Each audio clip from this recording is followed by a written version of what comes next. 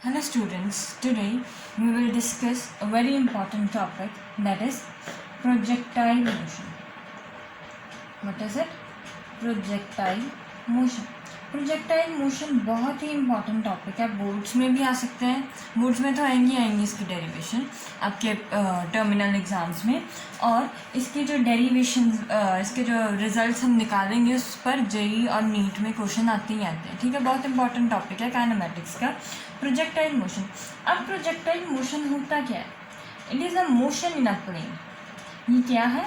Motion in a plane. एक plane में जो मोशन हो, जैसे ये बोर्ड है, ये बोर्ड एक प्लेन है। क्यों प्लेन है? क्योंकि इसकी दो डायरेक्शन है, एक एक्स डायरेक्शन में है और एक वाई डायरेक्शन में, दो डायरेक्शन में है ये।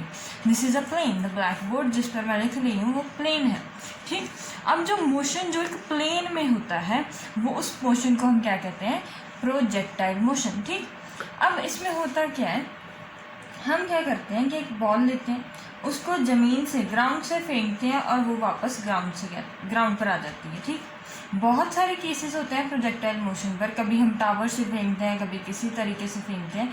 अब सबसे बेसिक हम डिस्कस करते हैं प्रोजेक्टाइल मोशन का, that is ground to ground. Ground से मैंने कोई बॉल फेंकी है, वो ऐसे ऐसे ऐसे जाकर फिर से वापस ग्राउंड पर ही आती है। ठीक है, ये जो इसने मोशन किया है, यहाँ से स्टार्ट होकर, ग्राउंड से स्टार्ट होकर वापस ग्राउंड तक आने का, इस मोशन को हम क्या नाम देंगे? Projectile motion.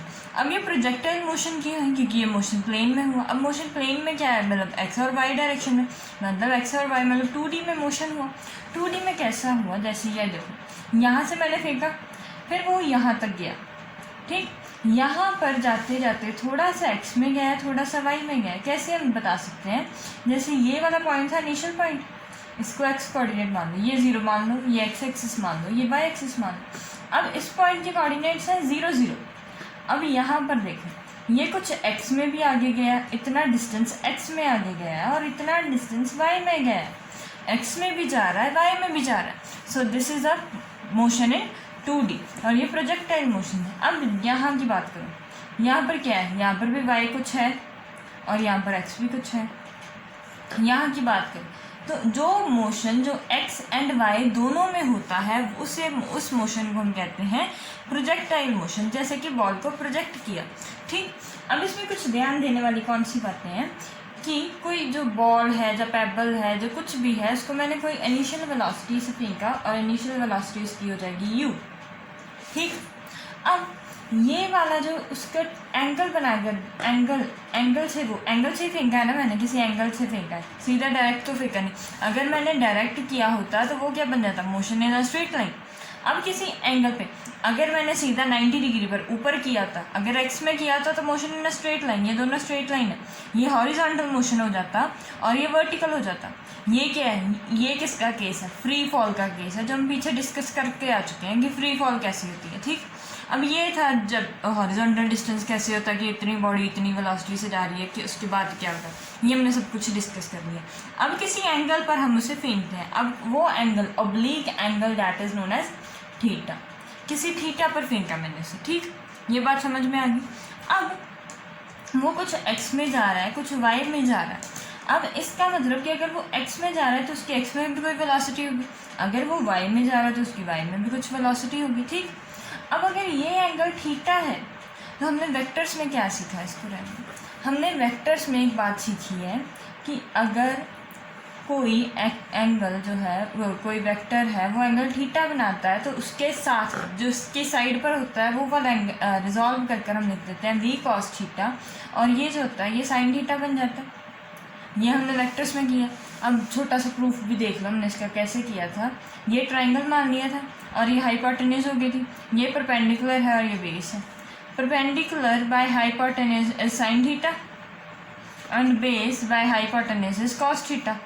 ठीक, अब परपेंडिकुलर क्या है? y, और ये जो है बेस क्या है? ये बेस है, ये x डायरेक्शन में। ठीक, ये x बेस जो है वो x हो गया। अब y में क्या हो रहा है कि y में h साइन थीटा आ गया और x क्या आ गया? h cos theta. इसका मतलब कि अगर कोई भी वेक्टर है उसका परपेंडिकुलर क्या हो जाएगा, अगर ये वेक्टर यहाँ पर हाइपोटेन्यूज थी तो यहाँ पर v है, हाइपोटेन्यूज की वैल्यू तो ये आ जाएगा v साइन थीटा, और जो बेस वाला होगा वो होगा v कॉस थीटा। ये हमने डिस्कस किया हुआ वेक्टर्स में, तो फिर से एक्सप्लेन कर दिया मैंने आपको। तो इसी से ये रिजॉल्व हो गया। अब ये देखो, ये वाला वेक्टर अब जो एंगल के साथ है वो आ जाएगा कॉस थीटा, और ये वाला जो है वो बन जाएगा साइन थीटा। ये भी बात आपको समझ में आ गई। अब दो 2D में हो रहा है, एक्स डायरेक्शन में भी हो रहा है और वाई डायरेक्शन में भी हो रहा है। अब दोनों को अलग अलग लिख सकते हैं कि एक्स डायरेक्शन में क्या हो रहा है, एक्स डायरेक्शन में क्या हो रहा है और वाई डायरेक्शन में क्या हो रहा है। यहाँ पर लिखते हैं डिफरेंट, एक्स डायरेक्शन की बात करते हैं और वाई की बात करते हैं कि वाई में क्या हो रहा है। अब एक्स में क्या है कि एक्स में इनिशियल वेलोसिटी कितनी है, यू कॉस थीटा, ठीक, और वाई में इनिशियल वेलोसिटी है यू साइन थीटा। ये भी बात समझ में आएगी। अब एक्सेलरेशन की बात करते हैं, एक्सेलरेशन एक्स में कितनी है। ये देखो, एक्स सीधा ही जाई जा रहा है, ना इसको कोई रोकने वाला है। इस डायरेक्शन में कोई एक्सेलरेशन आएंगे, यहाँ पर आ रही है ग्रेविटी आ रही है, माइनस डी एक्सेलरेशन यहाँ पर आ रही है कि ऊपर से नीचे की तरफ आ रही है, लेकिन इस डायरेक्शन में तो कोई एक्सेलरेशन आ ही नहीं रही। तो इसका मतलब कि acceleration in x direction is 0 and acceleration in Y direction is minus D, ठीक। ये भी बात समझ में आ गई। अब यहाँ से एक बहुत इंपॉर्टेंट बात निकल कर आती है, वो क्या बात है कि अगर एक्सेलरेशन है ही नहीं, एक्स डायरेक्शन में एक्सेलरेशन है ही नहीं, एक्स डायरेक्शन में एक्सेलरेशन है ही नहीं, तो क्या इसकी वेलोसिटी चेंज होगी। एक्सेलरेशन क्या होती है, change in velocity upon change in time. अगर वो 0 है इसका मतलब है कि वेलोसिटी चेंज नहीं हो रही। इसका मतलब कि जितना जब मर्जी ले लो, अब यहाँ पर ले लोगे तब भी यू कॉस थीटा रहेगी वेलोसिटी एक्स में, यहाँ पर लोगे तब भी यू कॉस थीटा, यहाँ पर लोगे तब भी एक्स में क्या रहेगी यू कॉस थीटा, यहाँ पर भी सेम, और यहाँ पर एंड तक सभी में जो फाइनल वेलोसिटी होगी उसमें वो यू कॉस थीटा ही रहेगी और उसकी डायरेक्शन भी नहीं बदलेगी, ठीक है। अगर एक्सेलरेशन पॉजिटिव भी होता तो चेंज हो जाती, इंक्रीज हो जाती। अगर नेगेटिव होता तो कम से कम डायरेक्शन चेंज होता है, लेकिन इसमें तो कुछ है ही नहीं, ठीक है। ना ये पॉजिटिव है ना ये नेगेटिव है, सिर्फ वैल्यू 0 है, तो इसका मतलब इनिशियल वेलोसिटी और फाइनल वेलोसिटी सेम रहेगी। अब क्या है कि इसमें इस केस में देखो कि इस केस की फाइनल वेलोसिटी जो होगी वो कितनी आएगी, इस केस में वेलोसिटी कैसे आएगी। अब यहाँ से मैंने इसको प्रोजेक्ट किया है, इस बॉल को, जो पेबल को यहाँ से मैंने छोड़ा है, फेंकने का मतलब प्रोजेक्ट किया है, यहाँ से मैंने प्रोजेक्ट किया। पहले जाते जाते जाते जाते जाते जाते यहाँ तक, ये अगर मान लो कि ये पॉइंट है, ये वाला पॉइंट, ठीक, ये उसने मैक्सिमम हाइट अटेन की है। ये उसने क्या किया, मैक्सिमम हाइट अटेन, जितनी वो हाइट अटेन कर सकती थी पेबल, जस्ट जो भी मैंने प्रोजेक्ट किया है, वो जितनी मैक्सिमम हाइट अटेन कर सकता था वो ये है, ठीक। अब यहाँ पर बताओ मुझे कि एक्स डायरेक्शन की वेलोसिटी कितनी होगी, वो तो उतनी होगी यू कॉस थीटा, क्योंकि वो चेंज करेगी नहीं कभी, उसमें एक्सेलरेशन नहीं है तो वो चेंज होगी नहीं, एक्स डायरेक्शन में तो यू कॉस थीटा। अब वाई डायरेक्शन की इसकी वेलोसिटी कितनी होगी, यहाँ पर वाई डायरेक्शन की वेलोसिटी होगी यहाँ पर 0। अब पूछोगे क्यों वाई डायरेक्शन की वेलोसिटी 0 क्यों है। अगर मान लो कि वाई डायरेक्शन में अगर थोड़ी सी और वेलोसिटी, कोई भी पॉइंट थोड़ी सी और वेलोसिटी होती तो ये ऊपर जाने की कोशिश करता। अब जिस डायरेक्शन में वेलोसिटी होगी उसी डायरेक्शन में ऊपर जाने की कोशिश करेगा ना वो। अब वाई डायरेक्शन में यहीं तक मैक्सिमम उसने जितना करना था यहीं हाइट अटेन कर ली। अब अगर उसके पास यहाँ पर वेलोसिटी होती तो उससे वो ऊपर जाने की कोशिश करता, लेकिन उसके पास है ही नहीं। इसका मतलब कि यहाँ पर वेलोसिटी वाई डायरेक्शन में हो चुकी है 0, ठीक। ये बात समझ में आई। पहले यू थी, ग्रेविटी, एक ग्रेविटी भी तो लग रही है ना, माइनस डी ग्रेविटी भी तो आ रही है। माइनस डी ग्रेविटी होने की वजह से यहाँ पर यू है वो कम होती होती होती होती मैक्सिमम हाइट जब अटेन करेगा तो वेलोसिटी हो जाएगी वाई डायरेक्शन की 0, ठीक। यहाँ तक बात समझ में आई। ये तो ऊपर जा रहा था तो ग्रेविटी, जब ये अपवर्ड जा रहा था तो ग्रेविटी नेगेटिव लग रही थी, ठीक। अब क्या होगा, इसके बाद इस पॉइंट के बाद वो नीचे आना शुरू करेगा। अब वो आ भी नीचे रहा है, ग्रेविटी की डायरेक्शन भी नीचे ही है तो उसकी स्पीड क्या हो जाएगी, इंक्रीज। ये हमने पिछली वीडियोस में डिस्कस किया है। ये अगर उसका वेलोसिटी भी उसी डायरेक्शन में है और एक्सेलेरेशन भी उसी डायरेक्शन में है तो स्पीड इंक्रीज करनी शुरू करते हैं। अब वो नीचे ही आ रहा है और ग्रेविटी भी नीचे ही है तो नीचे आते आते आते आते उसके पास फिर से कोई वेलोसिटी होगी। अब जो वेलोसिटी होगी वो फिर से उतनी ही होगी, यू ही होगी। ठीक, ये बात समझ में आई। अब वो देख लो कि वो कैसे होगी, कि उतनी ही क्यों रहेगी। अब यहाँ से मैंने अगर मान लो कि मैंने 4 वेलोसिटी से फेंका, 4 वाई डायरेक्शन में थी तो एक्स में 3 थी तो एक्स की 3 तो उतनी ही रही, एक्स में 3 3 3 3 3 ही रही, एक्स में लास्ट तक 3 वेलोसिटी ही रही। लेकिन वाई में क्या हुआ कि वाई में इनिशियली 4 थी, यहाँ पर जाते जाते 3 हो गई, यहाँ पर 2 हो गई और यहाँ पर 1 और यहाँ पर जाते जाते 0। या मान लो कि यहाँ पर कोई भी वैल्यू से ज़्यूम कर लो कि यहाँ पर 2 हो गई उसकी वैल्यू और जाते जाते जब मैक्सिमम हाइट आई उसकी वैल्यू 0 होगी। उसके बाद वो डाउनवर्ड मोशन स्टार्ट किया तो यहाँ तक उसकी वैल्यू 2 होगी और जब तक वो ग्राउंड से आए, ग्राउंड के पास आएगा तो उसकी वाई में फिर से 4 हो जाएगी, वाई डायरेक्शन में फिर से 4, एक्स में तो पता ही है कि एक्स में चेंज करेगा ही नहीं। तो इसका मतलब क्या है, इसका मीनिंग यही है कि वो जब उसकी जो इनिशियल वेलोसिटी थी उतनी ही इसकी टोटल नेट फाइनल वेलोसिटी होगी, लेकिन वेक्टर्स चेंज हो जाएंगे। पहले उसकी वेलोसिटी एक्स में कितनी है 3i कैप, वाई में है 4j कैप। अब क्या होगा, एक्स में तो उतनी रहेगी 3i कैप, लेकिन वाई वाली जो है वो नीचे लगेगी ना, अब वो हो जाएगी -4j कैप।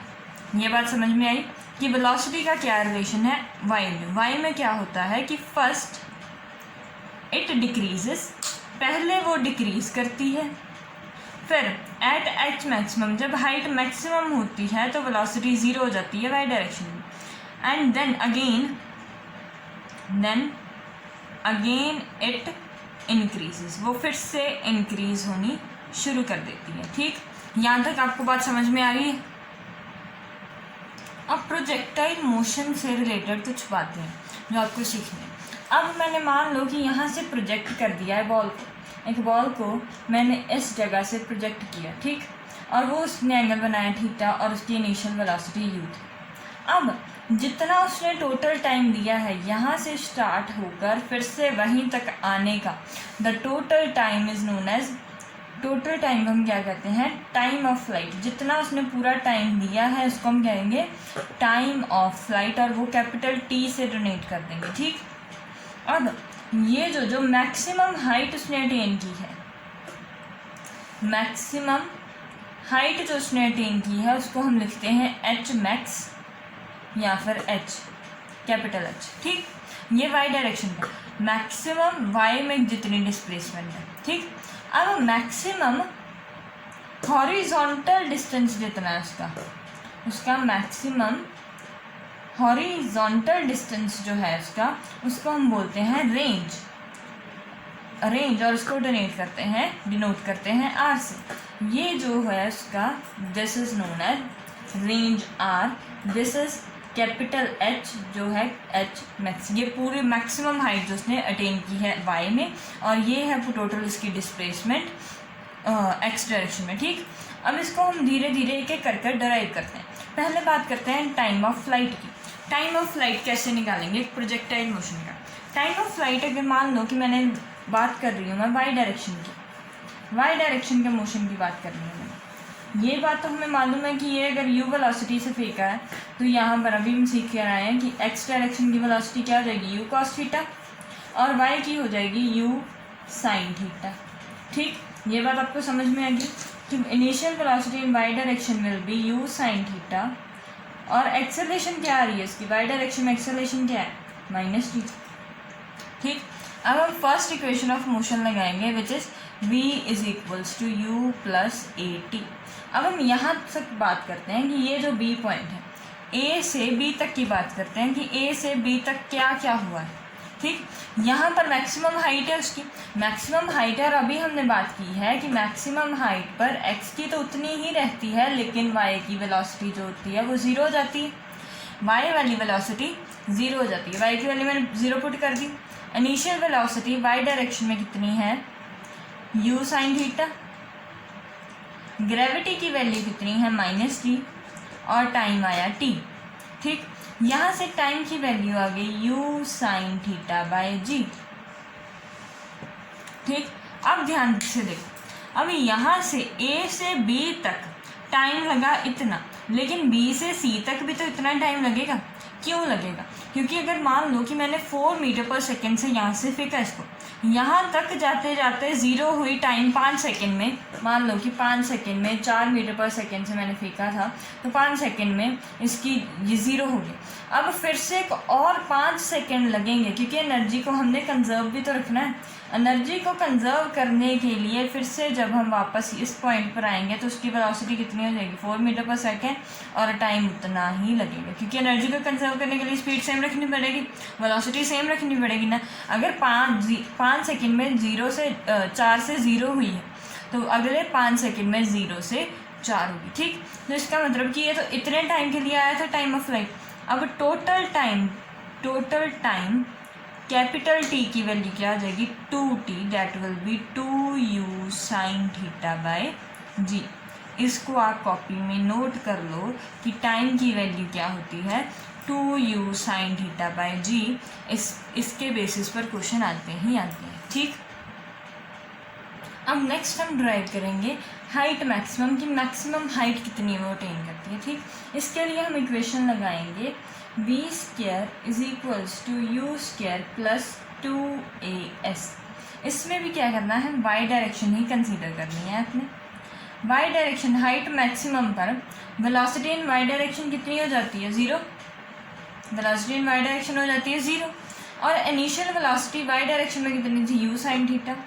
u sin θ का हो जाएगा स्क्वायर +2 × -g इंटू हाइट कितनी है, डिस्प्लेसमेंट कितनी है, h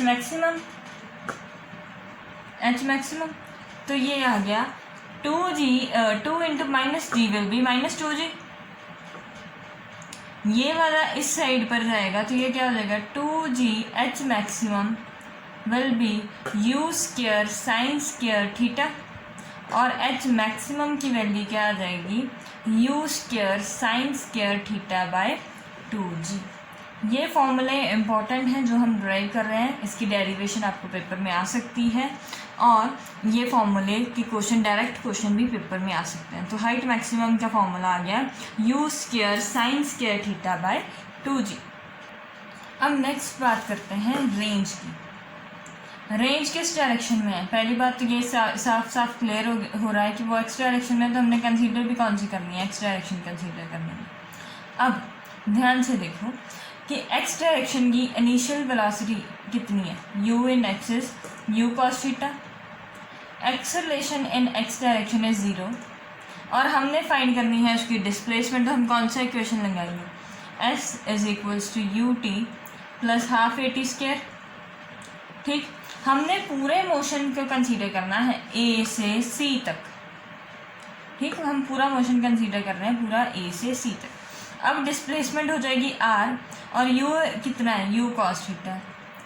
अब बात आती है कि यहाँ पर टाइम कितना आएगा, जितना टाइम कितना लगेगा उसको यहाँ तक आने में, जितना उसका टाइम ऑफ फ्लाइट है वही तो उसका टाइम लगेगा ना, इतना यहाँ तक आने के लिए। जितने टाइम में बॉल यहाँ से यहाँ तक आएगी वही टाइम लिखूंगी मैं यहाँ पर। तो टाइम की वैल्यू अभी हमने फॉर्मूला ड्राइव किया, वो क्या है, 2u sin θ/g, वो यहाँ पर लिख देंगे। रेंज की वैल्यू आ जाएगी u cos θ × 2u sin θ/g। ठीक, ये आ जाएगा u² 2 sin θ cos θ/g। अब ये फॉर्मूला मैथमेटिकल फॉर्मूला है कि 2 sin θ cos θ को मैं चेंज कर लिख सकती हूँ u² sin 2θ/g, क्योंकि 2 sin θ cos θ का फॉर्मूला होता है sin 2θ। ठीक, हमने 3 फॉर्मूले ड्राइव किए हैं, रेंज का, एच मैक्सिमम का और टाइम का। इसको साइड में लिख लो और कॉपी में ज़रूर नोट कर लो कि टाइम का फॉर्मूला है हमारे पास 2u sin θ/g। धीरे धीरे याद होते जाएंगे आपको।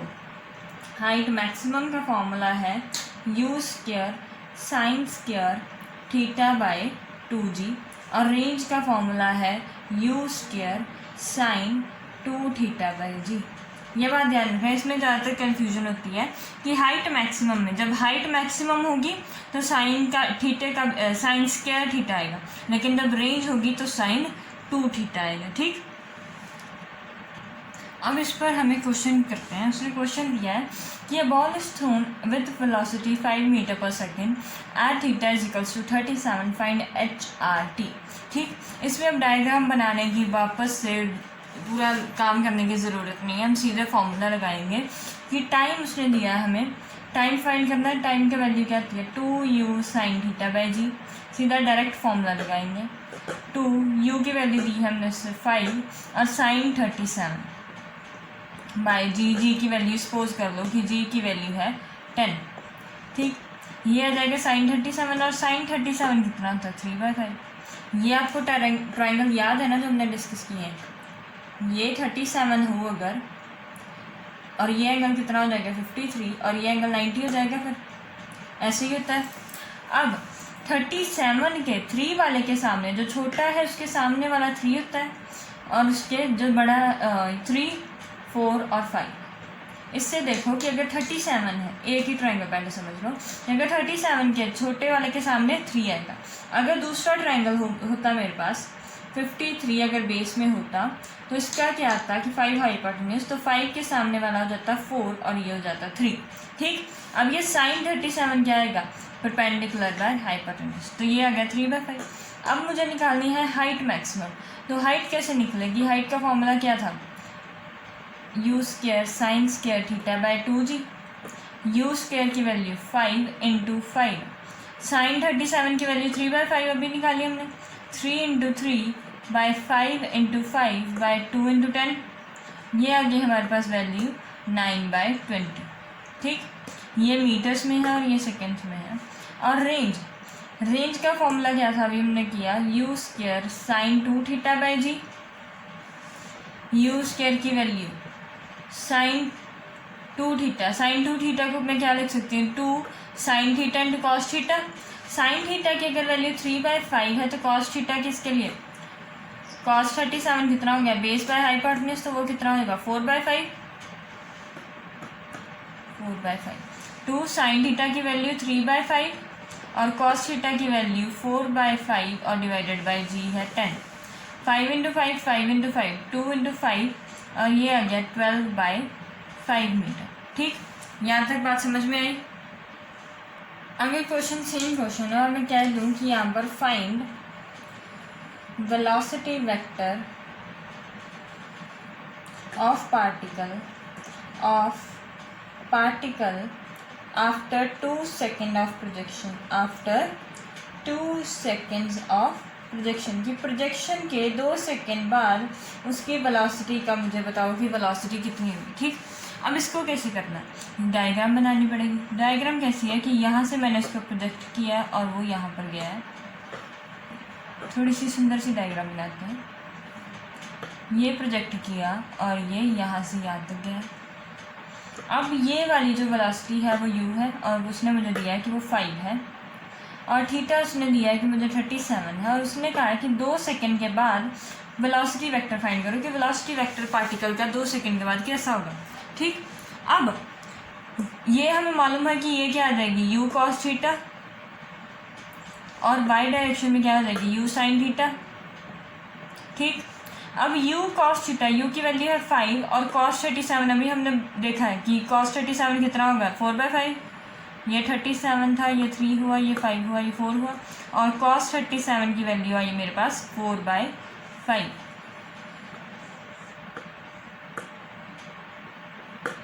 3 4 5। ठीक, cos 37 की वैल्यू 4/5, तो ये वेक्टर इस डायरेक्शन में कितनी आएगी मेरे पास 4 मीटर पर सेकेंड।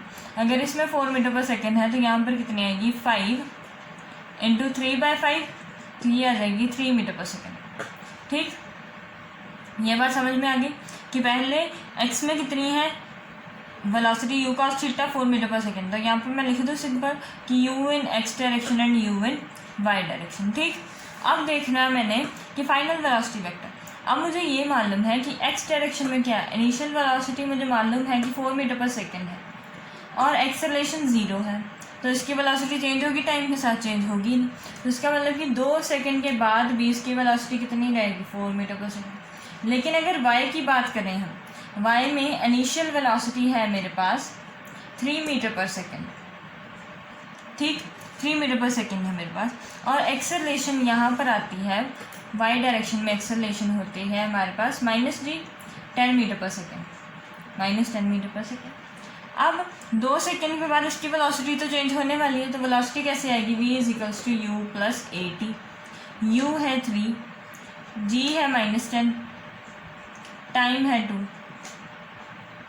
अगर मान लो कि इसकी वैल्यूज चेंज कर दो थोड़ी सी, ये 50 मीटर यहाँ पर लिख दो, ये 50 है, ये 40 है, इसे वैल्यूज थोड़ी गड़बड़ होगी, ये 30 मान लो, ये 40 मान लो, 40 और ये यहाँ पर भी 30, ठीक, 30 मीटर पर सेकंड। अब 30 - 20 कितना आ जाएगा, 10 मीटर पर सेकंड। क्योंकि मैंने ये खुद वैल्यूज सपोज की थी तो थोड़ा सा गलत हो गया, लेकिन आपको पेपर में सही आएंगी वैल्यूज, ठीक, आपको पेपर में कभी गलत नहीं आएंगी, तो सही होगी वैल्यूज, ठीक। अब 50 से फेंका, x में इतनी रही, y में क्या होगी, y में चेंज हो गई, g आ गया, -10 की वैल्यू से ली हमने और टाइम 2 पुट किया तो वैल्यू आ गई 10 मीटर पर सेकेंड। अब ये यहाँ तक ये पॉजिटिव वैल्यू आई है। अब क्या होगा कि पॉजिटिव वैल्यू आई है तो क्या इसका रिलेशन क्या आएगा कि फाइनल वेलोसिटी वेक्टर क्या होगा, 40i कैप + 10j कैप की वो कम होती होती, जैसे हमने पीछे डिस्कस किया था कि जब तक हाइट मैक्सिमम, जब तक उसकी वेलोसिटी 0 नहीं होती वो तब तक कम होती जाएगी। पहले 30 थी, 2 सेकंड के बाद कितनी रहेगी, बस 10 मीटर पर सेकंड, ठीक। अब एक और क्वेश्चन डिस्कस कर लेते हैं। उसने दिया है कि अगर कोई पार्टिकल है प्रोजेक्टाइल मोशन कर रहा है, उसकी हाइट मैक्सिमम है 30√3 और उससे मैक्सिमम हॉरिजॉन्टल डिस्प्लेसमेंट है वो 120 मीटर है, और फाइंड करो कि इसकी इनिशियल वेलोसिटी और थीटा क्या है, किस एंगल पर वो उसके प्रोजेक्ट किया था, ठीक है। इनिशियल वेलोसिटी फाइंड करो और एंगल ऑफ प्रोजेक्शन फाइंड करो। अब मैक्सिमम हॉरिजॉन्टल डिस्प्लेसमेंट क्या होगी, रेंज। अब उसमें क्या क्या गिवन है हमें, हाइट एच मैक्सिमम की वैल्यू उसने दी है 30√3 और रेंज की उसने वैल्यू हमें दी है 120 मीटर्स, ठीक। अब हाइट मैक्सिमम हाइट का फॉर्मूला क्या होता है, u² sin² θ/2g, ये इसका फॉर्मूला होता है। और इसका फॉर्मूला क्या होता है, u² sin2 θ/g, ये दो फॉर्मूले हैं, ये हमें मालूम है। अब क्या फाइंड करना है, हमने u फाइंड करना है और थीटा फाइंड करना है, यही दो वैल्यूज फाइंड करनी है। अब इसको इक्वेशन 1 मान लो और इसको इक्वेशन 2 मान लो और इन दोनों को कर दो डिवाइड, ठीक, इसको और इसको दोनों को कर दो डिवाइड। तो ये क्या वैल्यू आएगी, 30/120 विल बी 1/4 √3/4, u² से u² कैंसिल हो जाएगा, g से g कैंसिल हो जाएगा, तो ये क्या आएगा sin² θ/2, ये भी डिवाइड में ही आएगा, इंटू sin2 θ। ये आ जाएंगी वैल्यूज। अब इसको मैथमेटिकली सॉल्व करना है हमने, वो देखो कि हम कैसे सॉल्व करते हैं। √3/4 sin² θ को मैं लिख सकती हूँ sin θ इंटू sin θ। अब 2 sin2 θ का मैंने अभी क्या फॉर्मूला बताया था, 2 sin θ इंटू cos θ, ये बताया था। 2 से 2 और ये 4 कैंसिल, 4 इंटू 4 कैंसिल। अब ये है एक sin θ यहाँ से और एक sin θ यहाँ से कैंसिल हो गया। ये है √3 = sin θ/cos θ, और sin θ/cos θ क्या होता है, tan θ, ठीक, यही वैल्यू होती है। और tan θ √3 है, इसका मतलब क्या है कि थीटा की वैल्यू 60 डिग्री है, tan 60 ही तो √3 होता है। अब यहाँ की इसकी वैल्यू इसमें पुट कर दो। हाइट मैक्सिमम कितनी है हमारे पास, 30√3, और ये इक्वेशन 1 में पुट कर दो थीटा की वैल्यू, ये आ जाएगा u² sin² 60 degree by 2g। अब यहाँ से जब भी आप 60 डिग्री की वैल्यू फिल करोगे, ये वैल्यू आ जाएगी, इसको ऐसे लिख लो, √3 into 2 into 10 by sin² 60 √ value of new, ठीक। कुछ इस तरह से क्वेश्चन आ सकते हैं प्रोजेक्टाइल, सिंपल प्रोजेक्टाइल मोशन पर इस तरह के क्वेश्चन आएंगे। अब हम डिस्कस करते हैं आज का लास्ट टॉपिक जो है equation of trajectory. What is it, equation of trajectory. Trajectory होता है मतलब पाथ, ट्रेजेक्ट्री मीन्स पाथ की इक्वेशन फाइंड करो पाथ की। किसके फाइंड किया, प्रोजेक्टाइल मोशन की बात कर रहे हैं तो उसके पाथ, वो कौन सा पाथ फॉलो करता है, प्रोजेक्टाइल मोशन। अब ये देखो प्रोजेक्टाइल मोशन था कैसा हमारे पास, ये था, ये यहाँ से स्टार्ट होकर ऐसा गया, कुछ ऐसा था हमारे पास, ये प्रोजेक्टाइल मोशन हो रहा था। अब ये जो ग्राफ है ये किसका ग्राफ होता है, ये एक पैराबोला का ग्राफ है। What is this graph, it is a graph of parabola. Maths में आप नॉन मेडिकल वाले स्टूडेंट्स पढ़ोगे और जर्नली बेसिक मैथमेटिक्स के लिए पता होना चाहिए कि पैराबोला के ग्राफ कुछ इस तरीके के होते हैं। यहाँ तो पैराबोला का ग्राफ इस तरीके का आएगा, 4 तरीके के ग्राफ आते हैं। पैराबोला का ग्राफ तो इस तरीके का हो जाएगा, या ऐसा या फिर ऐसा, ये 4 तरीके का पैराबोला का ग्राफ होता है, ठीक। और ये भी देखो, ये भी एक पैराबोला का ग्राफ ही है, इस टाइप का। यहाँ पर अगर मैं कोऑर्डिनेट एक्सिस यहाँ पर ड्रॉ कर दूँ, ये शिफ्टेड पैराबोला है।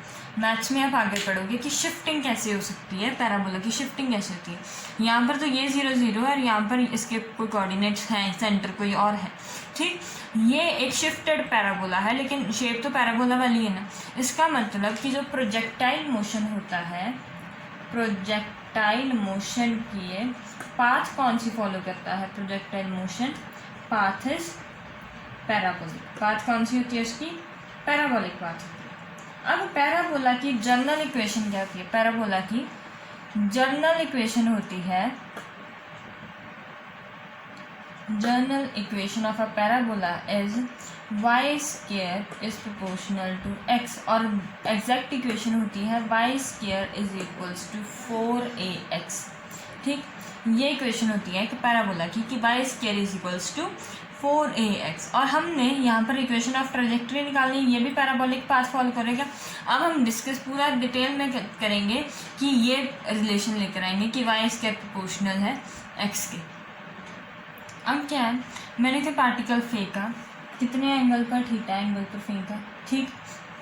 इसकी x डायरेक्शन लिख लो और y डायरेक्शन भी लिख लो, ठीक। x डायरेक्शन में क्या है, x डायरेक्शन में तो आपको याद हो जाना चाहिए, x डायरेक्शन के बोलो मेरे साथ, x डायरेक्शन में velocity u cos theta, y direction में velocity u sin theta, acceleration x direction में 0, एक्सेलरेशन y डायरेक्शन में -t, ठीक। अब किसी टाइम t के लिए, टाइम मान लो t और यहाँ पर भी टाइम मान लो t, इसकी डिस्प्लेसमेंट कितनी है किसी टाइम t के लिए, अगर मान लो यहाँ पर हो जाता है वो टाइम t, तो इसकी डिस्प्लेसमेंट कितनी है x में, x में डिस्प्लेसमेंट आएगी ut plus half of at square, x यहाँ पर s मान लो, ये x डायरेक्शन में हो रही है, ये x डायरेक्शन मान लो और ये y है, ये y है, ये x है, और डिस्प्लेसमेंट इन x में x मान लो, u आ गया u cos थीटा, और टाइम मान लो कि कोई t है। अब डिस्प्लेसमेंट इन y डायरेक्शन क्या होगा, s is equals to ut plus half at square. अब यहाँ पर मैंने ये वाली टर्म के लिए लिखी क्योंकि a 0 था। अब यहाँ पर क्या है कि डिस्प्लेसमेंट इन y डायरेक्शन को y मान लिया मैंने। अब इनिशियल वेलोसिटी है इसकी u sin थीटा, टाइम मान लिया मैंने t, g की वैल्यू है -t, तो टाइम आ गया t स्क्वायर, ठीक।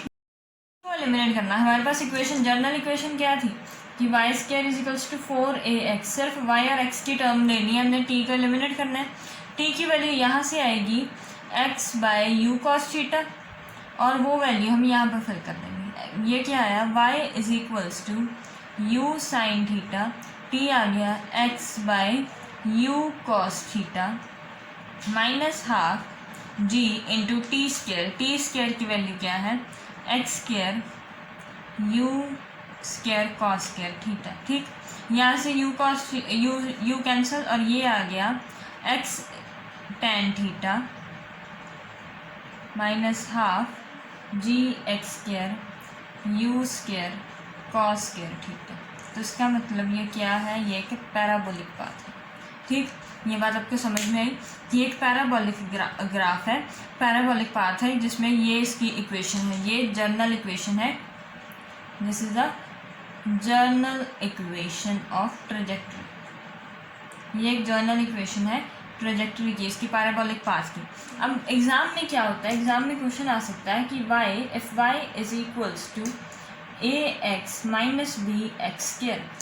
एग्जाम में क्वेश्चन कुछ ऐसा आ सकता है कि if Y is equals to A X minus B X square then find A B को फाइंड करने के लिए बोल देगा ए की वैल्यू क्या है tan थीटा, बी की वैल्यू ये जो सारा एक्सप्रेशन है ये आ जाएगा। अब वो बोल देगा इन दोनों को कंपेयर कर दो, डिवाइड कर दो, या इन दोनों की वजह से इनिशियल वेलोसिटी निकालो, या थीटा निकालो इन दोनों की टर्म्स में। तो ऐसे बहुत सारे क्वेश्चन इस पर आ सकते हैं, ये एडवांस में आ सकते हैं ज़्यादातर, या मेंस में आते हैं ऐसे क्वेश्चन जनरली। तो ये था हमारा प्रोजेक्टाइल मोशन पर पूरा डिटेल वर्जन, पूरा डिटेल में आपको एक्सप्लेन कर दिया मैंने कि प्रोजेक्टाइल मोशन क्या था। आई होप कि आपको सारा कुछ समझ में आया होगा। If you like the video please subscribe my channel. Thank you for watching the video.